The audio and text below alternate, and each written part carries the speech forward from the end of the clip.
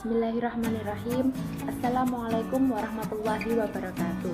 Perkenalkan, nama saya Evi Datul Masula. Di sini saya akan menjelaskan materi tentang akhlak-akhlak terpuji kepada Allah Subhanahu wa taala. Yang pertama yaitu ikhlas, beramal secara ikhlas.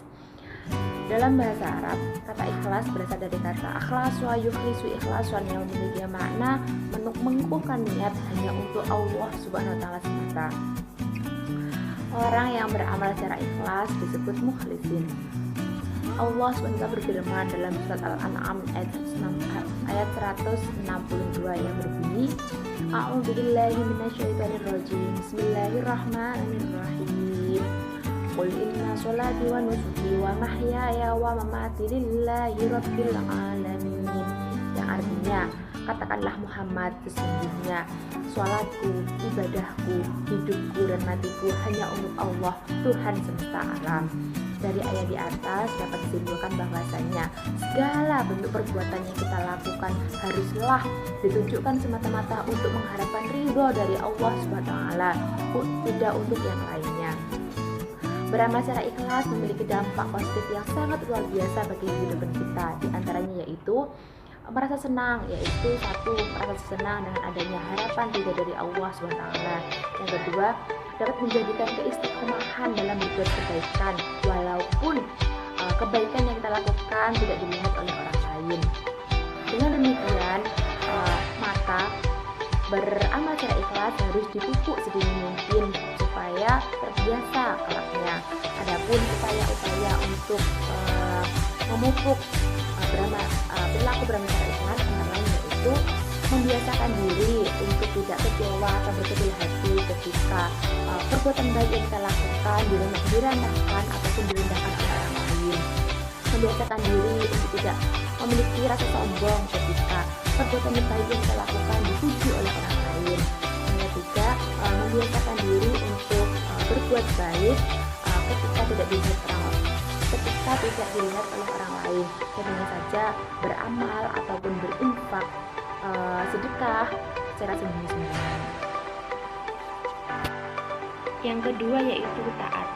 Kata taat berasal dari kata to'a, ya to'an, bahwa to'atan yang memiliki makna tunduk, patuh, setia kepada Allah dan juga Rasulullah.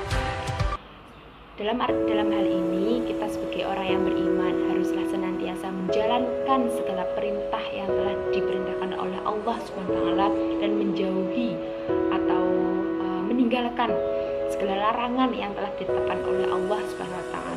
Allah SWT berfirman dalam surat An-Nisa ayat 59 yang berbunyi, A'udzubillahi minasyaitonirrajim. Bismillahirrahmanirrahim.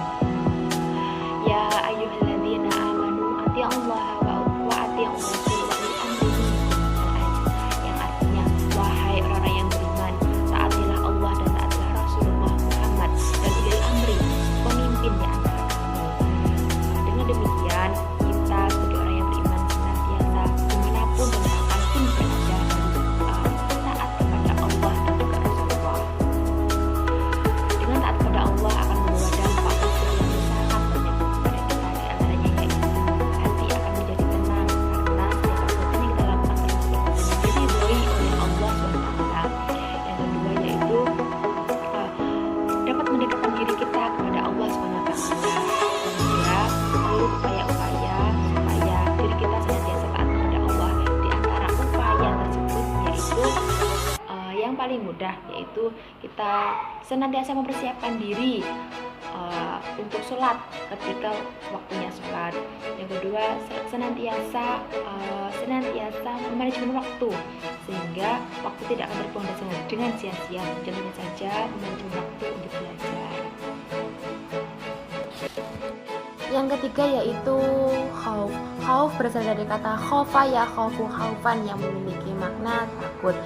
Islam mengajarkan umatnya agar senantiasa memiliki rasa takut, yakni takut akan murka Allah, takut akan azab Allah, takut akan ancaman Allah, dan takut akan hidayah yang telah diberikan kepada kita dicabut oleh Allah sehingga kita hidup tanpa petunjuk dan hidayah yang diberikan oleh Allah.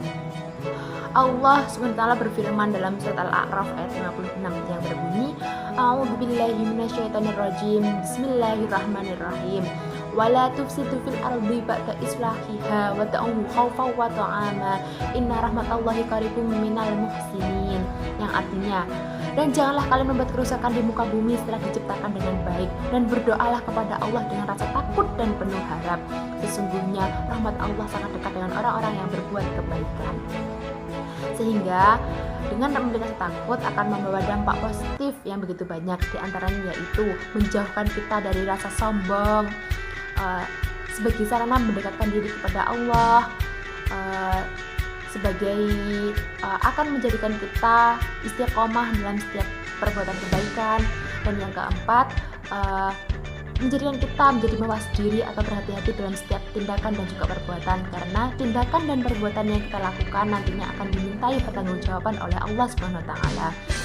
Dengan demikian, perlu adanya upaya-upaya supaya diri kita memiliki rasa takut, di antaranya yaitu satu, melupakan kebaikan yang kita lakukan pada masa dahulu, karena belum tentu kebaikan yang kita lakukan akan diterima oleh Allah Subhanahu wa taala. Yang kedua yaitu mengingat-ingat dosa yang telah kita perbuat, karena sekecil apapun dosa yang telah kita perbuat nantinya akan dimintai pertanggungjawaban oleh Allah Subhanahu wa taala. Keempat yaitu taubat. Taubat berasal dari kata taba, yaitu taubatan, yang berarti kembali. Maksudnya yaitu menyesali segala perbuatan dosa yang telah dilakukan pada masa lampau dan kembali pada jalan yang lurus atau jalan yang diridhai oleh Allah Subhanahu wa taala. Allah Subhanahu wa taala berfirman dalam surat An-Nur ayat 31 yang berbunyi, A'udzubillahi minasyaitonirrajim. Bismillahirrahmanirrahim.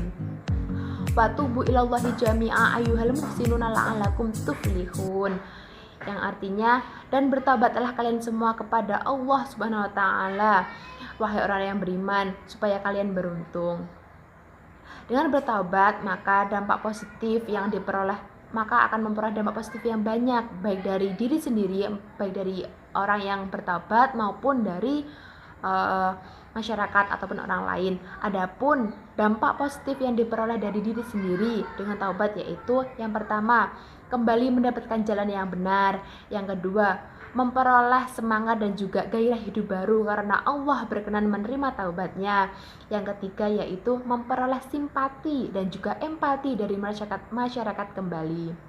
Adapun dari orang lain dan juga dari keluarga, dari orang lain yaitu hilangnya rasa cemas dan juga kemarahan dari mereka akibat perbuatan dosa yang telah dilakukan sebelum ia bertaubat. Adapun untuk keluarga, lambat laun akan mengembalikan reputasi atau nama baik keluarganya.